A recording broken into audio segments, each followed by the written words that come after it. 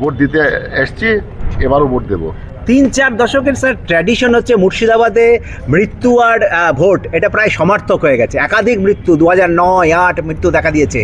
এবার রক্তপাতহীন নির্বাচন করতে পারবেন কি মনে হচ্ছে 2026-এ? নিশ্চয়ই এবার রক্ত কেন হবে, এটা এটা একটা পর্ব হবে এখানে। যেরকম আপনার পর্ব হয় দুর্গা পূজা হয়, লোক প্যান্ডেল দেখতে যাবে, এখানে একটা পর্ব মতন হবে, লোক আসে পুলিশ স্টেশন ভোট দিয়ে চলে যাবে। রক্ত কেন হবে এখানে? রাজ্যের সবচেয়ে বেশি যে ভোট যাদের ডিলিট হয়েছে সেটা মুর্শিদাবাদে, সবচেয়ে বেশি মানুষ মুর্শিদাবাদ বাদ গিয়েছে। এইটাকে আপনারা কিভাবে দেখছেন? এখানে সেটা কোনো ল অ্যান্ড অর্ডারের সমস্যা হতে পারে? দেখুন, যেটা বাদ গিয়েছে, যেটা আছে আমাদের সুপ্রিম কোর্ট অর্ডার ছাড়া, যে সুপ্রিম কোর্ট অর্ডার পরে আমাদের যেটা আছে সব এডজুডিকেশন চলে গেছিল। এডজুডিকেশন করেছিল সব জুডিশিয়াল অফিসার। এডজুডিকেশন মধ্যে কিছু নাম বাদ গিয়েছে, কিন্তু এডজুডিকেশন মধ্যে ট্রিবিউনাল সেট আপ হয়েছে, ট্রিবিউনালতে লোক যাচ্ছে আপিল করছেন। তো এত নাম যেটা বাদ গিয়েছেন, যেটা আপনি বলছেন এডজুডিকেশন পরে, এটা তো জুডিশিয়াল প্রসেস পরে হয়েছে, সুপ্রিম কোর্ট অর্ডার ভিত্তিতে হয়েছে। এটা তো ইসিআই থেকে या ইআরও থেকে হয়নি। আর যখন এডজুডিকেশন হবে, নাম বাদ চলে গেছে, প্রসেস আছে, আবার ও লোক আপিল করবে ট্রিবিউনালে, যদি যোগ্য থাকবে নিশ্চয়ই আবার ফিরবে। মুর্শিদাবাদ এমন একটা জেলা যেখানে একাধিক রাজনৈতিক দল, যাদের শক্তি রয়েছে সমতুল্য, দুটো না একাধিক রাজনৈতিক দল রয়েছে, ন্যাশনাল দল রয়েছে, এখানে নতুন দল কিছু গড়েছে।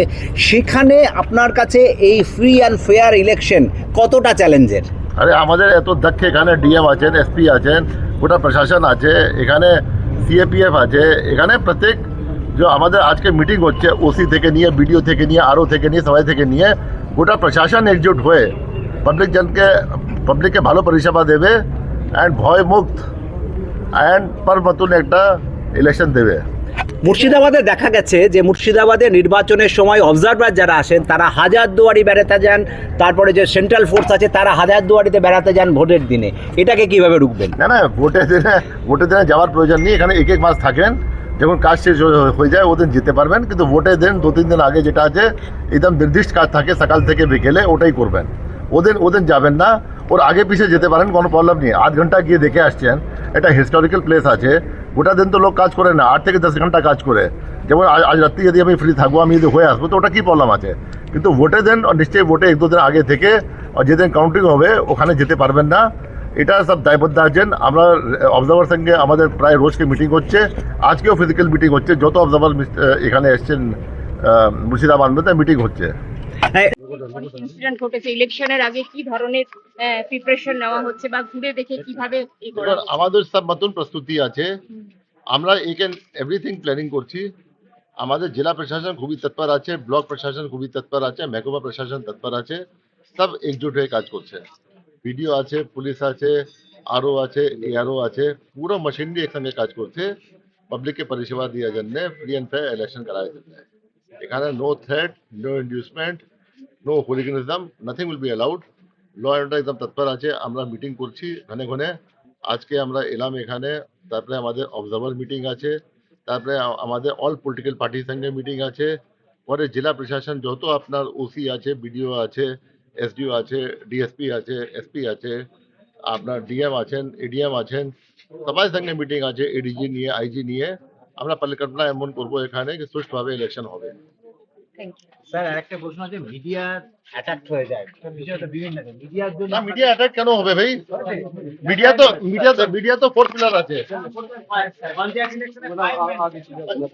পঞ্চায়েত ইলেকশন বলতে পারবো না, এটা অ্যাসেম্বলি ইলেকশন আছে। ওটা তো আমি ওনাকে পরিষ্কার বললাম কি আপনার যদি ভোটের নাম ডিলিট হয়ে গেছে, ওটা আপনার জুডিশিয়াল প্রসেস হয়েছে। নর্মালি তো এসআইআর মধ্যে এসব হয় না, নর্মালি এসআইআর মধ্যে ইআরও নিষ্পত্তি করে, ও যেটা আপিল থাকে ডিও কাছে আসে, ও তারপরে সিও কাছে আসে। এবার সুপ্রিম কোর্টে লোক গিয়েছেন, অনেকবার কোর্ট গিয়েছেন, সুপ্রিম কোর্ট বলছে একটা বিশ্বাস মতন অবস্থা নেই এখানে, এই জন্য আমি জুডিশিয়াল অফিসারকে এখানে নামিয়ে দিচ্ছি। এটা অবস্থা যেটা হয়েছে, সুপ্রিম কোর্ট 142 আর্টিকেলে ক্রিয়েট করেছে, এটা যে আইন আছে ও থেকে বাইরে ব্যবস্থা ক্রিয়েট করেছে, বিকজ অফ এক্সট্রাঅর্ডিনারি সার্কামস্টান্সেস জন্য যখন জুডিশিয়াল অফিসার নিষ্পত্তি করেছেন, তারপরে বাদ গিয়েছে। যদি যোগ্য হবে আবার আপিল করে ফিরে আসতে পারবে। তারা তো এবার ভোট দিতে পারবে না। তারা তো দেখা যাক কি ওরা নিষ্পত্তি হয়েছে নি হয়েছে, আপিল করেছেন নি করেছেন, আমি এখন বলতে পারবো না। সাব ডিভিশন রয়েছে, একটা ব্লক বিধানসভা রয়েছে, একেবারে চলতি কথা হচ্ছে ডোমকল মানে বোমকল। এবার কি ডোমকলের সেই অবস্থা থেকে মুক্ত হবে? আপনি কি বলছেন? এরকম দেখছি আপনাকে এমন কেউ ইলেকশন তো এতদিন আগে অ্যানাউন্স হলো, এখন পর্যন্ত কিছু হয়েছে ওখানে? না না, তো ওটাই যেমন যেমন আছে তেমন থাকবে, ভালোই থাকবে, কোনো প্রবলেম হবে না। ডোমকল কেন করবে না? ডোমকল কেন কেন আমরা অসম্মান নেব কি আমাদের এরিয়াতে এটা হচ্ছে ওটা হচ্ছে? পাবলিকও চেয়েছে সুষ্ঠুভাবে ইলেকশন হোক, এটা পাবলিকের মান সম্মান ম্যাটারও আছে। ওরা কেন চাইবে কি ওদের এরিয়া চিহ্নিত হবে কি এখানে বম আছে, এটা আছে ওটা আছে? কিছু দুষ্কৃতিকার এরম করছে, ওদেরকে আমরা টাইট দেবো। পুলিশ প্রশাসন আছে যে এসব কাজ করে, সাধারণ পাবলিক এসব করে না। কিছু লোক করে যেটা আছে এন্টায়ার সিস্টেম, ওদেরকে আমরা ঠিক করবো, একদম আসুদ দেবো ঠিক মতন আমরা। এখানে নির্বাচন চলাকালীন একজন বিধায়ক এ করার পরে আপনার নির্দেশ দেওয়ার পরেও পুলিশ সেখানে এফআইআর করেনি। ফরাক্কার প্রাক্তন বিধায়ক তিনি করেছেন, এটা প্রকাশ্যে দেখা গেছে। ওটা তো ইসিআই অর্ডার করেছিল, এফআইআর তো ওদের এফআইআর হয়েছিল। ওটা হতে পারে কি ইসিআই করেনি, ইয়া ডিএম করেননি, ইয়া বিডিও করেন নেই, ওটা অন্য লোক যে ওখানে ছিল এফআইআর করেছিলেন, এফআইআর দায়ের হয়েছিল। কিন্তু তিনি তো অ্যারেস্ট হননি বা ওনার বিরুদ্ধে কোনো লিগ্যাল অ্যাকশন হননি, ওনার জাস্ট সেটা তো যেটা भी আছে পুলিশ দেখছে, অ্যান্ড অ্যারেস্ট ফ্যারেস্ট যেটা भी আছে অ্যাজ পার দ্য ক্রাইম হয়, পুলিশ দেখবে, যেটা আছে নিশ্চয়ই দেখছে, দেখবে, বিবেচনা চলছে, যেটা আছে পুলিশ যেরকম আছে দেখবে, করবে কাজ। আপনি একবার